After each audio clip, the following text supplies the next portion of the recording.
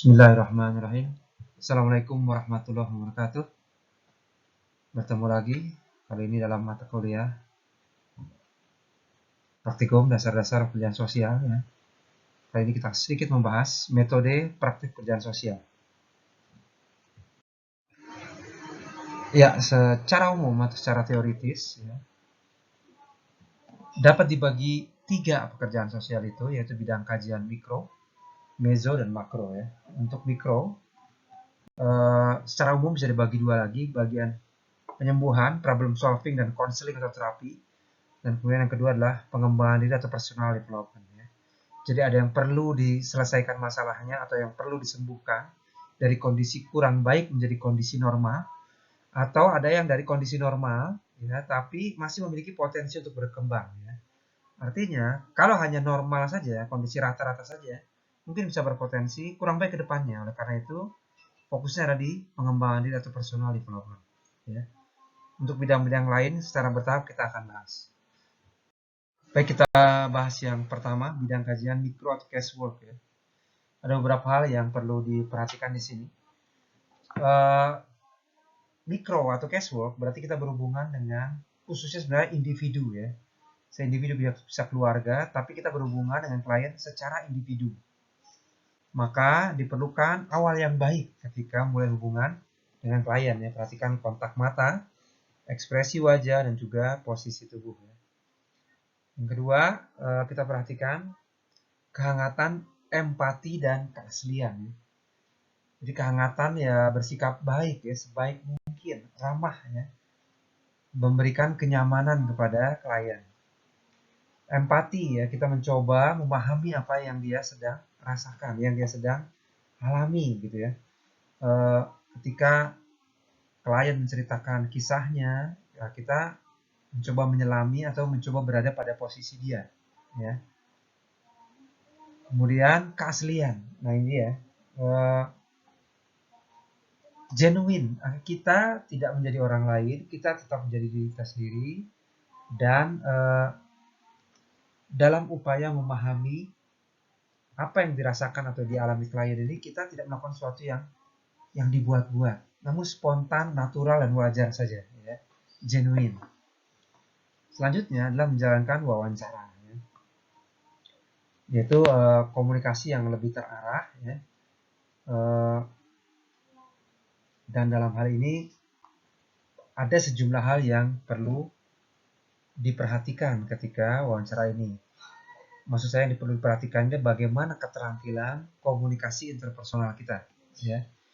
Sini ada beberapa hal seperti penguatan sederhana ya, artinya ketika klien sedang bercerita kita memberikan kesan yang memberikan impresi bahwa kita sedang mendengarkan, memberikan penguatan-penguatan agar dia melanjutkan ceritanya.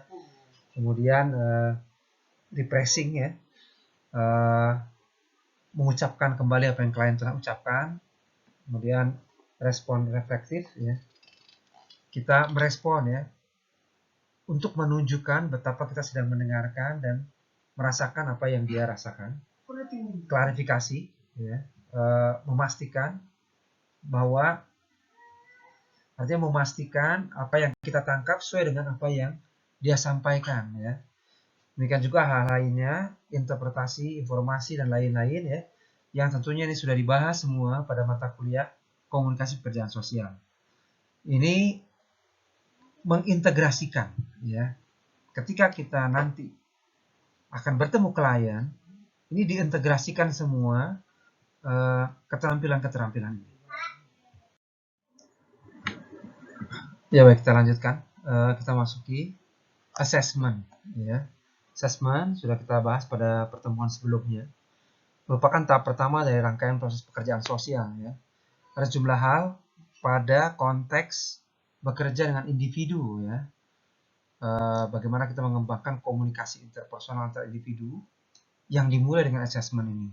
Yang pertama, pelibatan klien adalah hal yang esensial ya. Tidak mungkin tanpa pelibatan klien. Kita tidak bisa menebak-nebak atau menduga-duga ya. Jadi klien terlibat ya, sehingga kita bisa mendalami situasinya. Kemudian assessment melibatkan pengambilan keputusan. Tidak ada kamus khusus ya. Situasi Jika A maka B, jika C maka D, tidak ada kamus khusus ya. Tapi justru melalui assessment kita mendalami situasinya.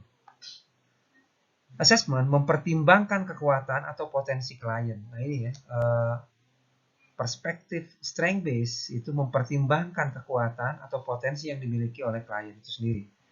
Kemudian buatlah prioritas atau identifikasi terbaik dari situasi yang ada. Ya, tadi ya karena nggak ada kamus khusus, kita mendalami kondisinya, maka kita bikin prioritas. Ya, oh seperti ini, oh yang dominan seperti ini dan lain-lain ya. Ini akan didalami lebih lanjut ya.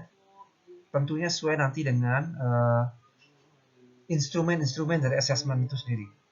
Kemudian assessment juga bukan proses yang sekali jadi, ya. Melainkan ini proses yang berkelanjutan karena situasi klien sangat dinamis ya. Hari ini seperti ini, besok bisa berubah dan lain-lain. Oleh karena itu proses assessment juga berkelanjutan. Ya, kita lanjutkan.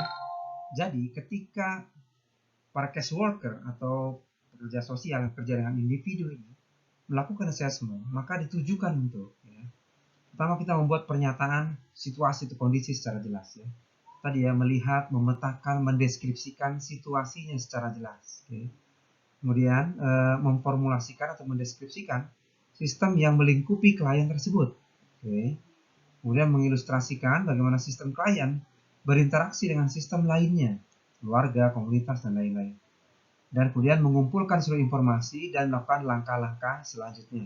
Oke, demikian secara umum ya kita bahas bagaimana pekerja sosial bersiap menghadapi sebuah pertolongan yang ditujukan, sebuah aktivitas pertolongan yang ditujukan pada individu tadi ya. Jadi ini beberapa hal penting yang perlu diperhatikan di awal. Insya Allah kita lanjutkan dengan pendalaman materi selanjutnya. Sampai ketemu lagi. Assalamualaikum warahmatullahi wabarakatuh.